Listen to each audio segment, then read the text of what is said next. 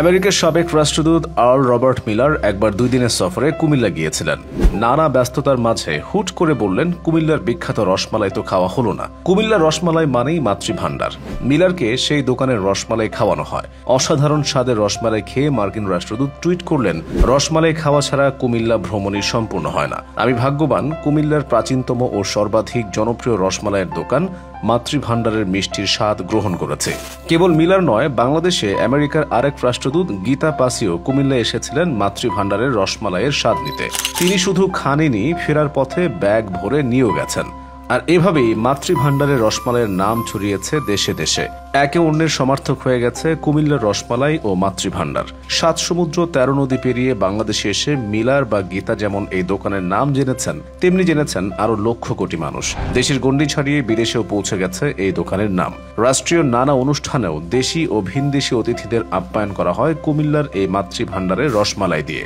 1930 সালের দিকে কুমিল্লা নগরীর প্রাণকেন্দ্র কান্দিরপাড় থেকে 200 গজ পূর্ব দিকে মনোহরপুর এলাকায় গড়ে ওঠে মাতৃভাণ্ডার।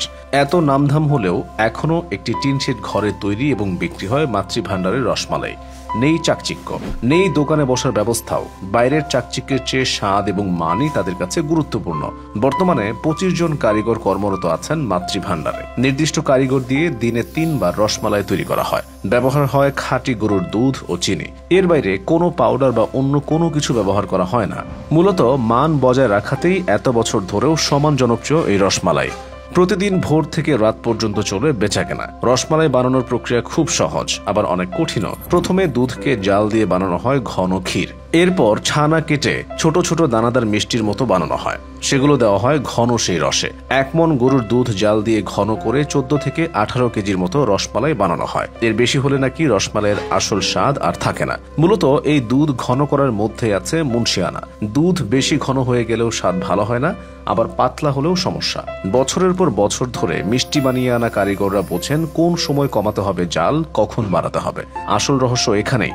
স্থানীয়রা ছাড়াও দূর দূরান্ত থেকে কুমিল্লায় বেড়াতে আসা লোকজন রসমালাই কিনে নিয়ে যান। বাংলাদেশে আগত বিদেশি অতিথিদের আপ্যায়নের মেনুতে থাকে কুমিল্লার রসমালাই। রাষ্ট্রীয় সফরে আসা অতিথিদের সম্মানে আয়োজিত মধ্যাহ্ন ভোজেও রাখা হয় জনপ্রিয় এই মিষ্টান্ন।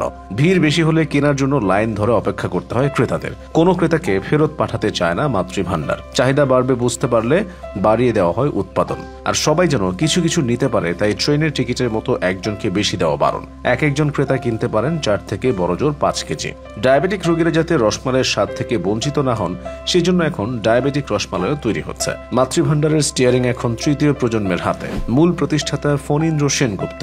ব্যবসাকে তিনিই ভিত্তি দিয়ে যান। তার আমলেই দেশব্যাপী ছড়িয়ে যায় নাম। তিনি মারা গেলে হাল ধরেন সন্তান শঙ্কর সেনগুপ্ত। প্রয়াত বীর মুক্তিযোদ্ধা শঙ্কর সেনগুপ্ত বাবার মতো একনিষ্ঠভাবে সুনাম ধরে রাখেন। এরপর শঙ্করের ছেলে অনির্বাণ সেনগুপ্ত মাতৃভাণ্ডারকে নিয়ে গেছেন নতুন উচ্চতায়।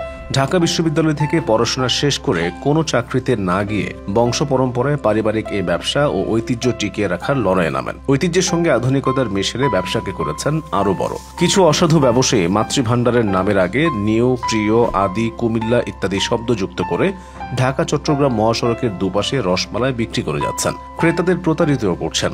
ক্ষুণ্ণ হচ্ছে কুমিল্লার ঐতিহ্যবাহী রসমালাইয়ের সুনাম। আবার জেলায় জেলায় মাতৃভাণ্ডারের নামে যে শাখা, সেগুলো আসল মালিকের নয়। মাতৃভাণ্ডারের বলে যত রসমালাই প্রতিদিন কুমিল্লায় বিক্রি হয়, তার 1/3 উৎপাদন হয় না মাতৃভাণ্ডারে। মাতৃভাণ্ডার প্রতিদিন বেচে 1 থেকে 1.5 টন। অন্যরা সবাই মিলে বেচে আরো কয়েক টন। নকল মাতৃভাণ্ডারের বিরুদ্ধে ব্যবস্থা নেওয়া হয় না কেন জানতে চাইলে মালিক অনির্বাণ সেনগুপ্ত জানান, বাইরের কেউ যদি তাদের নাম ব্যবহার করে ঘর চালায় তাদের আপত্তি নেই। মানুষ তাদের নাম ব্যবহার করে খেয়ে পরে বাঁচলে আপত্তির কিছু নেই। তবে কোনো প্রতারণা হলে অবশ্যই ব্যবস্থা নেবেন। মাতৃভাণ্ডারে কেবল রসমালাই হয় এমন না। দই, ছানামুখী, স্পঞ্জ, রসগোল্লা, লেডিকিনি, কালো জামও বিক্রি হয়। সেগুলোর চাহিদাও কিন্তু কম নয়। মাতৃভাণ্ডার ছাড়াও ভগবতী প্যারা ভাণ্ডার, শীতল ভাণ্ডার, পোড়াবাড়ি, জেনিস, জলযোগও প্রতিদিন মন কেমন রসমালাই বিক্রি করে। কুমিল্লা সীমানা ছাড়িয়ে তো পৌঁছে গেছে ঢাকা, চট্টগ্রাম, সিলেট সহ নানা জেলায়।